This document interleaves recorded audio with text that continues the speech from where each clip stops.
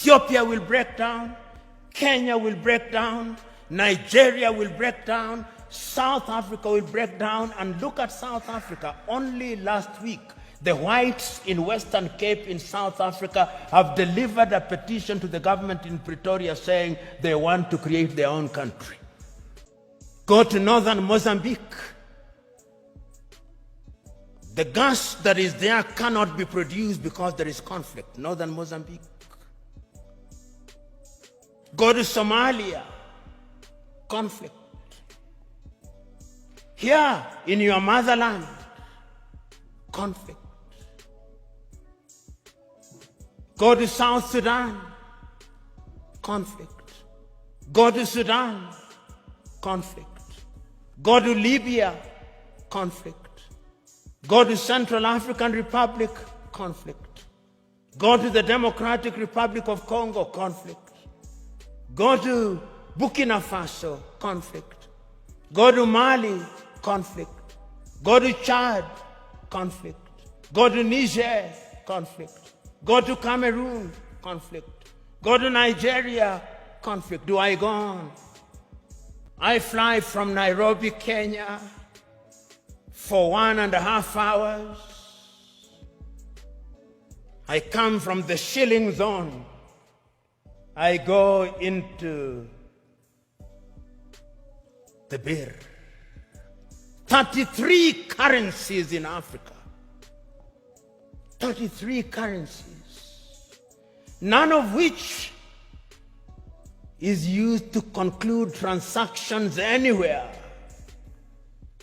I come to Addis Ababa, Ethiopia, and I show my shilling. They say, what is this? But let me show the dollar. Oh, this is it.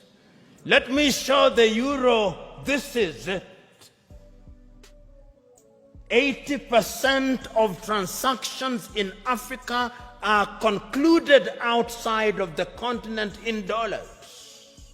Because we are not playing in the real league, we are playing in the small league. That is why when the Chinese president summons all our presidents, and they summon them, the letters may be polite, but it's summons. They go to Beijing, tails between their legs. 2 weeks ago, I watched in great pain on television in Bamako, Mali, young Malians celebrating in the streets that the government of Mali had entered into successful or possible successful negotiation with Wagner, which is a Russian mercenary group, to replace the French. And they are saying how beautiful it is now. And I said, a slave celebrating the departure of one slave master and the arrival of another slave master. That is the state in which we are. I watched a woman from Nigeria who had been rescued from the Mediterranean around Lampedusa saying, I will not go back to Africa. Even if I die in the Mediterranean, I'll try again and again. What is it that can make a human being say that I do not want to go back to my home? Because the natural instinct of a human being should be that you want to go home.